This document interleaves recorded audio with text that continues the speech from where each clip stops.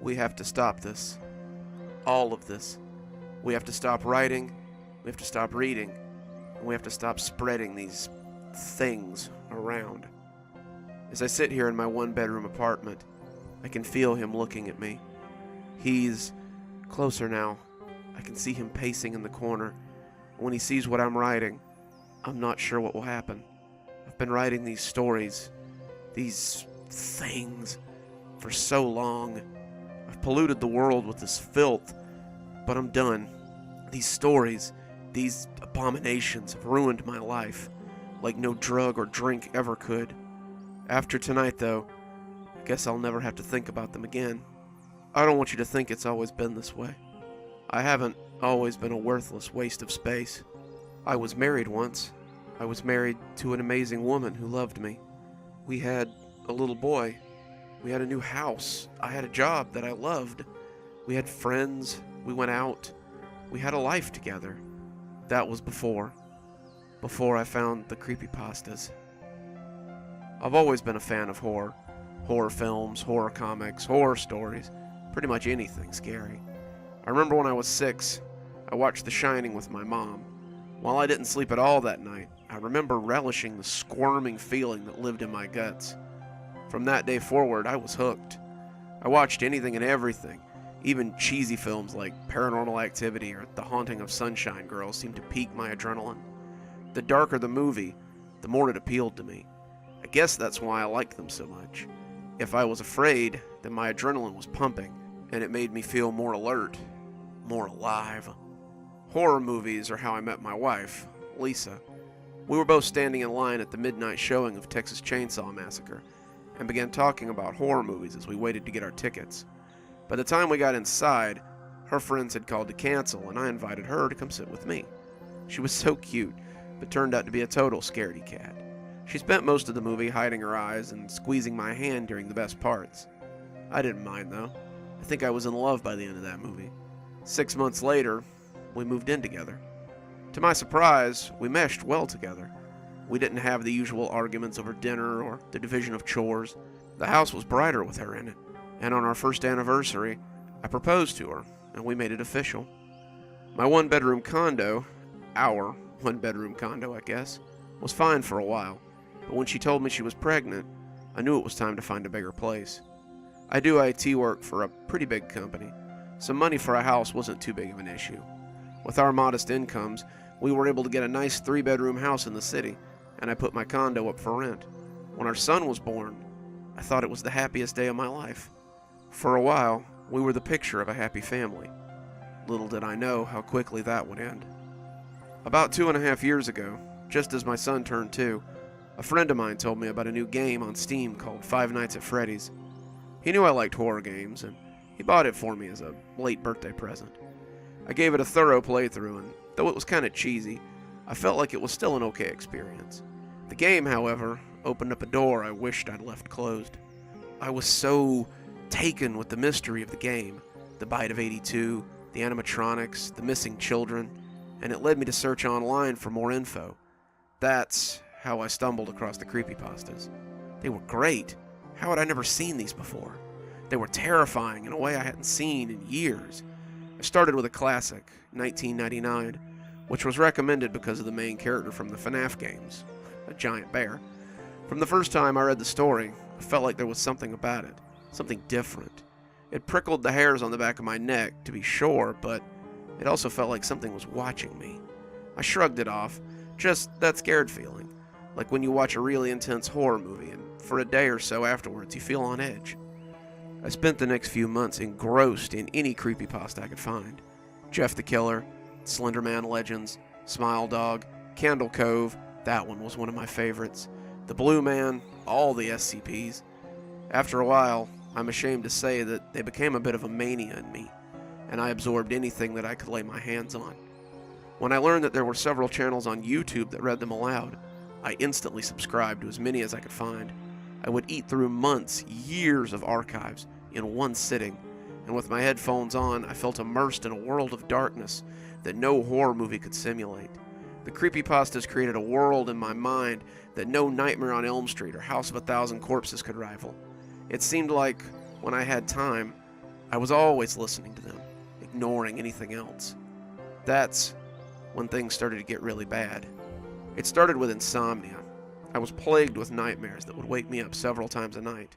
I'd wake up, certain there was something in the bedroom with me, but a frantic sweep would find nothing except a grumpy wife at being woken up yet again by my nightmares. It got to the point where I was lucky to get 5 hours of sleep a night, then 4 hours of sleep, then 2 if I was really lucky, then 2, but only if I took sleep aids or drank myself into oblivion. My wife made me go see a doctor. He put me on medication, but that didn't work either. Then, at her wit's end, she made me sleep on the couch. That only escalated my night terrors, though. That feeling of being watched got worse and worse, and I started seeing something out of the corner of my eye as I listened to my stories. As I sat awake, using the fear to keep myself from nightmares, I would see the shadowy something as it huddled in the corner. It would creep closer and closer, just out of my sight, but always in the peripherals, until I'd snap my head around, and it would vanish. I started having trouble at work. I was always tired and short with my coworkers. One day the boss told me just to not bother coming back. My wife was furious, finally told me that it was my family or the scary stories. We argued, but my heart really wasn't in it. I, too, had come to understand by then that the stories were the problem. The stories were keeping me awake. The stories were keeping me amped up. The stories were making me paranoid. I needed to work. I needed to be a father. So I did the only thing that made any sense. I gave them up, cold turkey, at least for a while. I lasted all of 2 months. Without the stories, I started to slip back into a normal routine. I was getting to sleep on time. My job let me come back on a trial period that quickly became permanent. My attitude improved, and I was once again the man I had always been. It's funny, though, how we forget what set us down the bad path once we're back in the light. It was just a little bit at first, on my phone at work, then after my wife went to bed, or when I was on the toilet, and slowly the night terrors came creeping back in. I had relapsed hard, and before I knew it, I was listening to them all the time again. That's when my wife took our son and left for her mother's house. The nightmares got worse, and suddenly I wasn't sleeping at all. My temper would flare unexpectedly, and that was the last straw for my newly returned job. My friends tried to help me, but I became moody and unpredictable. Soon they stopped coming around too. I started drinking again, drinking to black out, to feel a few moments of blissful oblivion. My wife filed for divorce, unable to help me, and unwilling to watch me kill myself with these stupid stories. My parents stopped calling, agreeing with my wife that if I wouldn't stop on my own, they didn't want anything to do with me. Then, one day, I realized the stories were all I had left. Or so I thought. About a year ago, the stories weren't enough. I could see the thing in the corner of my eye more and more often, stalking me. One day, for no reason at all, I started writing my own stories. I'd never been a writer, far from it, but the act of writing worked as its own kind of talisman against the creature. Writing them seemed to keep them at bay, seemed to get the darkness out of me, and for a while things got better. I was getting 5 hours of sleep again. I was feeling better than I had in a long time, but the writing became just as much of a mania as the reading. The divorce proceedings went badly for me. She got the house, of course, and child support, and a lot of other things I would have fought for once. I didn't care. None of it mattered to me. All I cared about was the thing in the corner of the courtroom that kept growling and pacing. All I wanted to do was get this over with so I could get home to my writing. I moved out, went back to the condo we used to live in, and took odd jobs to keep the bills paid. I've sold blood, sperm, written terrible things for terrible people, and all to feed my addiction. I'm no better than some smack addict, no better than some worthless junkie who writes his fix every day. My wife keeps calling me, asking when I plan to see our son, who keeps asking where his daddy is. But I don't have time for them. I have to write. I have to keep this beast at bay. But now, even the writing has stopped working. The thing isn't in the corner of my eye anymore. I can see him now. He's not even trying to hide. I'm afraid that he's very close to having me. God forgive me. He's stalking forward right now, and I can see his paws or feet or whatever they are as they make little divots in the carpet. I can smell his rancid breath as he grins with his lipless mouth full of teeth. So, what's the point of this then? Why write a creepypasta about creepypastas? For some kind of macabre immortality within a world I once loved? To have one more hurrah before the end? No. I'm writing this for you, for the ones who may be reading this after I'm gone. Always remember, if you remember nothing else, that these tales are spun from darkness. That the thing you feel watching you when you create fear is real. It can and will get you if you let it. While you stare long into the abyss, know that it stares hungrily back at you. His face is inches from my throat now. I can finally identify the brimstone in his breath. I think my time might be up. Good evening, my little creeperonis. It's me, Dr. Plague.